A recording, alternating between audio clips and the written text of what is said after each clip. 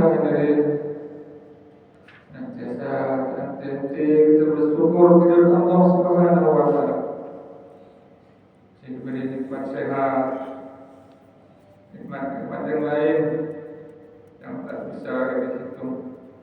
Yang paling tinggi adalah nikmat iman dan Islam, sehingga subuh ini Allah gerakkan hati dan langkah kita untuk melaksanakan salah satu perintahnya, yakni salat subuh secara berjamaah. Salawat serta salam masalah kesanjung agungkan kepada baginda yang mulia Muhammad sallallahu alaihi wasallam, pada keluarganya dan sahabat-sahabatnya. Semoga kita semua di akhir mendapatkan syafaat dari beliau. Amin ya rabbal alamin.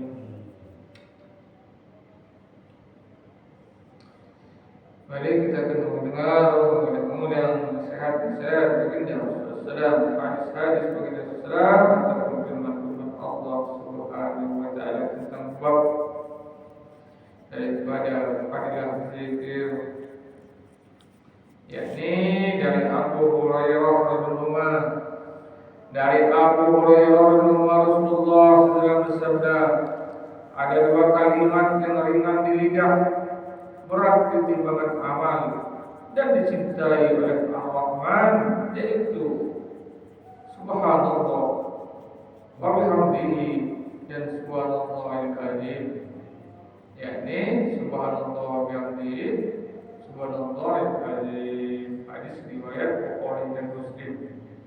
Ringan di lidah maksudnya adalah ringan dalam membacanya, tidak memakan waktu lama dan mudah diingat. Tetapi jika diletakkan dalam timbangan amal, akan memberatkan timbangan karena nilai kalimat tersebut. Seandainya tidak ada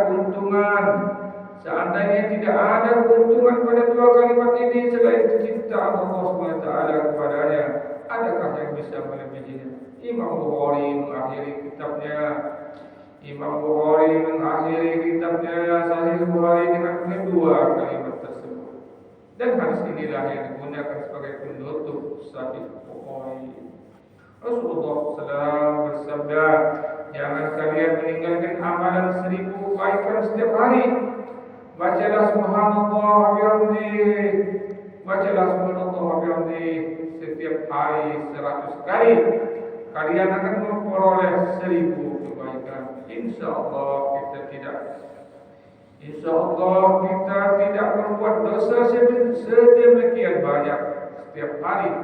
Selain tasbih tersebut, amalan apapun yang diterangkan masih memiliki banyak pahala. Sebuah hadis menyebutkan, siapa yang membaca Subhanallah wa bihamdihi pada pagi dan sore hari, Allah akan mengampuni dosa-dosanya meskipun dosa sebanyak buih di lautan. Hadis lain berbunyi, kalimat Subhanallah, Alhamdulillah, La ilaha illallah, Allahu Akbar akan menggugurkan dosa sebagaimana daun-daun yang gugur pada musim dingin.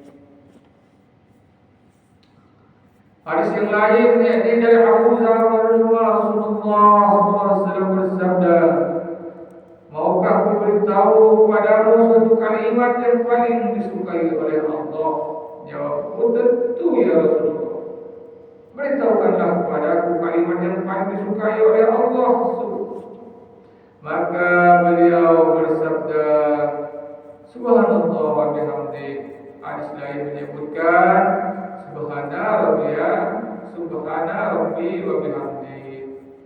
Juga disebutkan dalam hadis yang lain, Allah sangat menyukai sesuatu yang dipilih untuk para malaikatnya, yaitu kalimat Subhanallah wa bihamdihi. Dalam pasal pertama telah dikutip beberapa ayat yang berhubungan dengan masalah di atas, bahwa para malaikat yang dekat dengan arsy-Nya dan sekitarnya sibuk bertasbih dan bertakmid kepada Allah SWT. Oleh sebab itulah ketika Adam alaihissalam diciptakan, mereka berkata, padahal kami senantiasa bertasbih dengan memuji-Mu dan mensucikan-Mu. Quran Surat Al-Baqarah 30. Sebuah hadis menyebutkan bahwa kata kebesaran ilahi, langit berderim bersuara seperti sebuah tempat tidur yang membawa beban terlalu berat. Dan sudah semestinya langit itu berderik-derik. Nabi SAW bersabda, demi Allah yang jiwa Muhammad berada di tangannya, bahwa tiada satu jengkal pun di langit yang tidak dihuni oleh malaikat yang bersujud, bertasbih dan bertakbir kepada Allah Subhanahu wa taala. Alhamdulillah hadirin. Doa hadis dari baginda Rasulullah.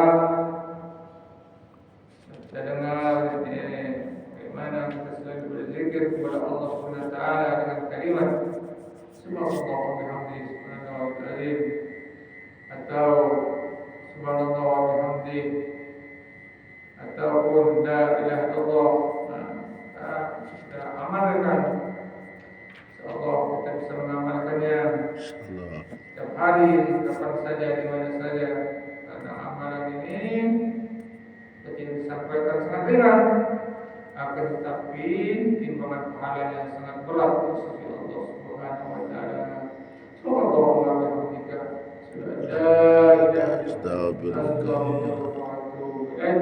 Assalamualaikum warahmatullahi wabarakatuh. Waalaikumsalam.